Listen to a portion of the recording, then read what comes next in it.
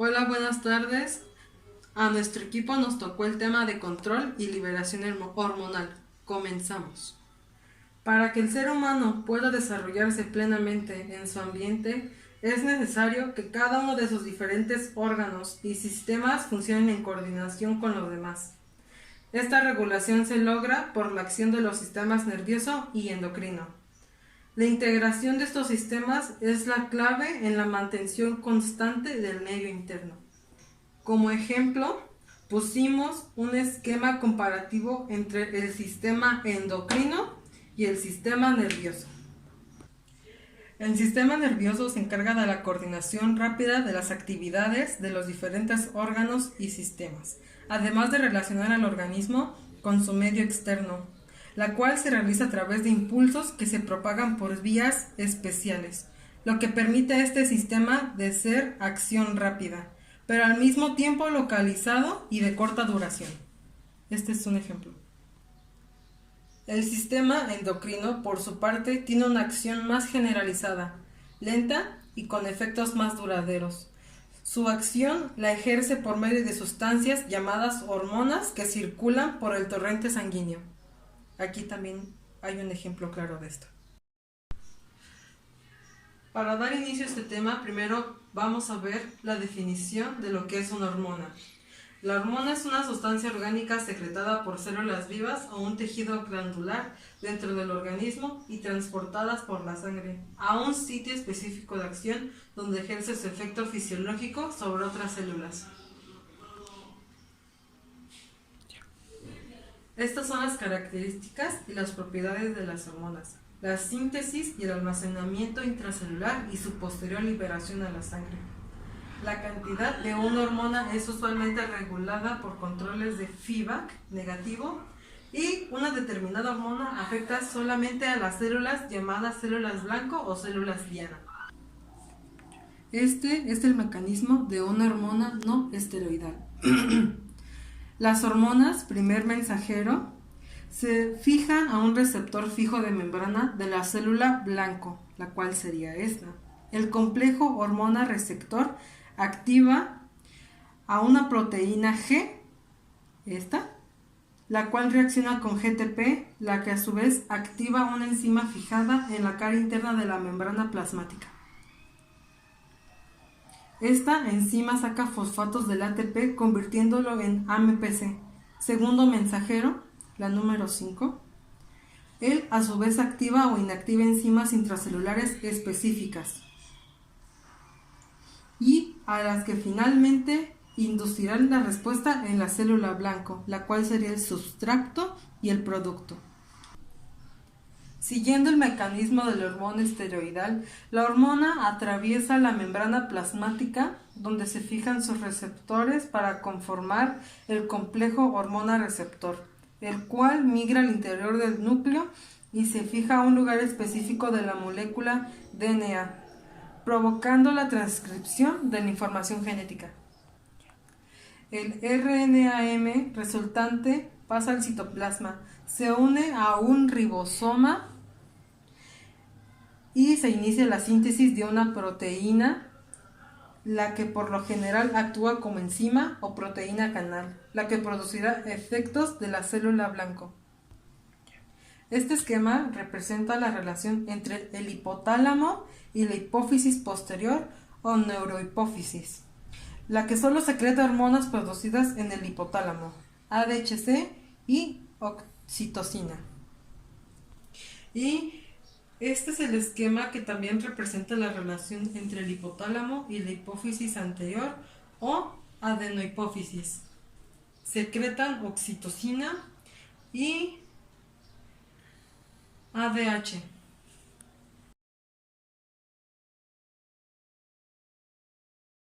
Hola, soy Salvador y yo te voy a hablar sobre tres cosas sobre las hormonas. En primer lugar, te voy a hablar sobre la regulación hormonal.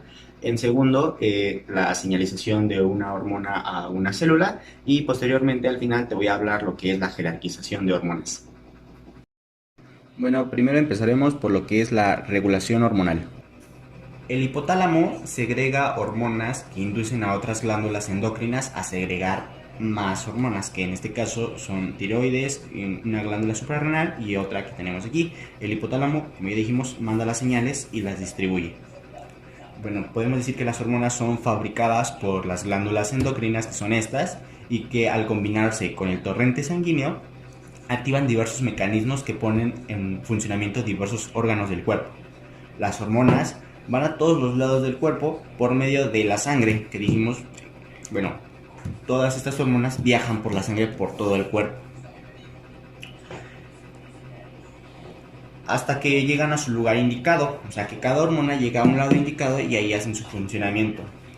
Algunas hacen cambios como la aceleración de metabolismo, aceleración del ritmo cardíaco, producción de leche en el caso de las mujeres y también el desarrollo de órganos sexuales, entre otros.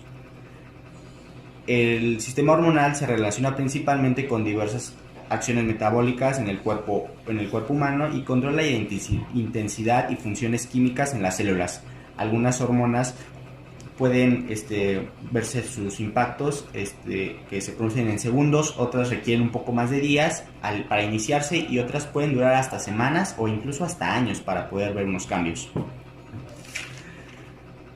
Como ya hemos dicho, las glándulas endocrinas son las que hacen las hormonas. Entonces aquí tenemos unas que son la hipófisis, la tiroides, las glándulas suprarrenales, también el páncreas y las gonadas.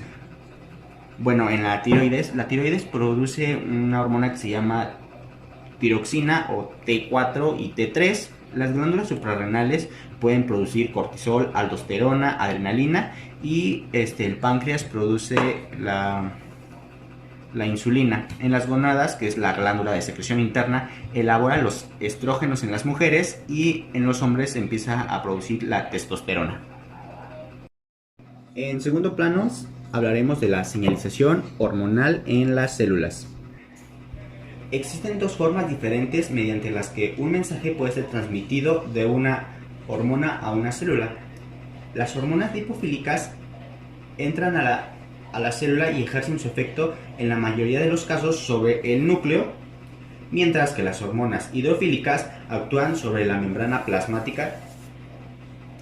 Las hormonas lipofílicas incluyen lo que son esteroides, tiroxinas y retinoides.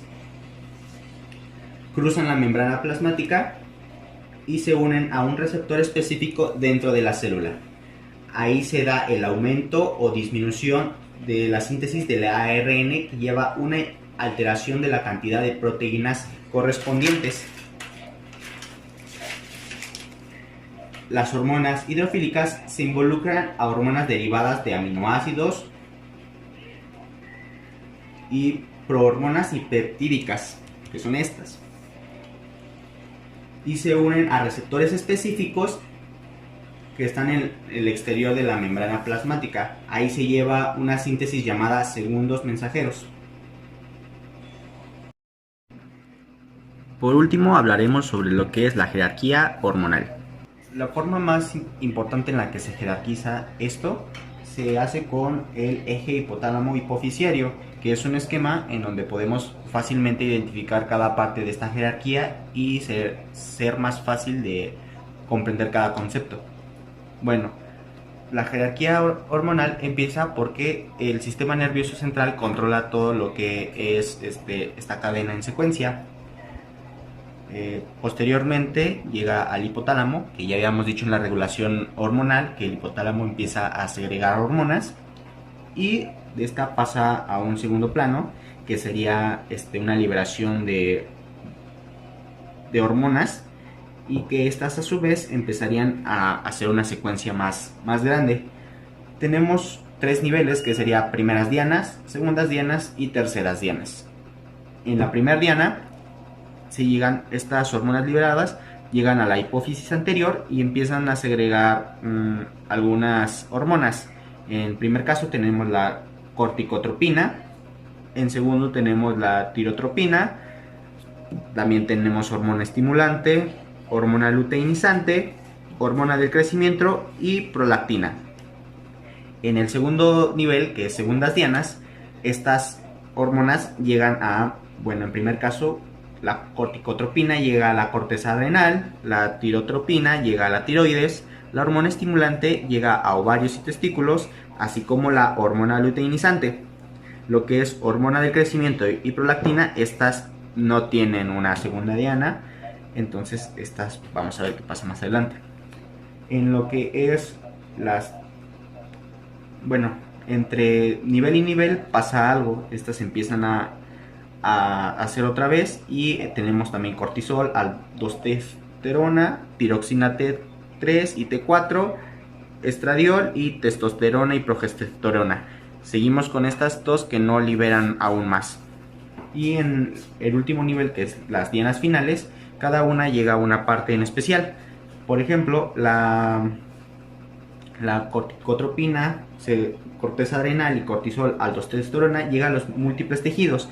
Segundo, que es la de la tiroides y tirotropina, llegan a músculos e hígados. Hormona estimulante y hormona luteinizante, que llegaron a los ovarios, estas obviamente llegan a lo que es los órganos reproductores, y la hormona de crecimiento llega a lo que es el hígado y a los huesos, y la prolactina, por último, llega a lo que son las glándulas mamarias. Mecanismos de acción hormonal. Familia de hormonas y receptores. Las hormonas se dividen en 5 tipos principales: derivados de aminoácidos, neuropeptídicos pequeños, proteínas grandes, hormonas esteroideas, derivados de proteínas. Diversos factores de crecimiento peptídicos, la mayor parte de los cuales tienen efecto local, comparten acciones con las hormonas como regla. Las derivadas de aminoácidos y las hormonas peptídicos interactúan con receptores en la membrana superficial celular.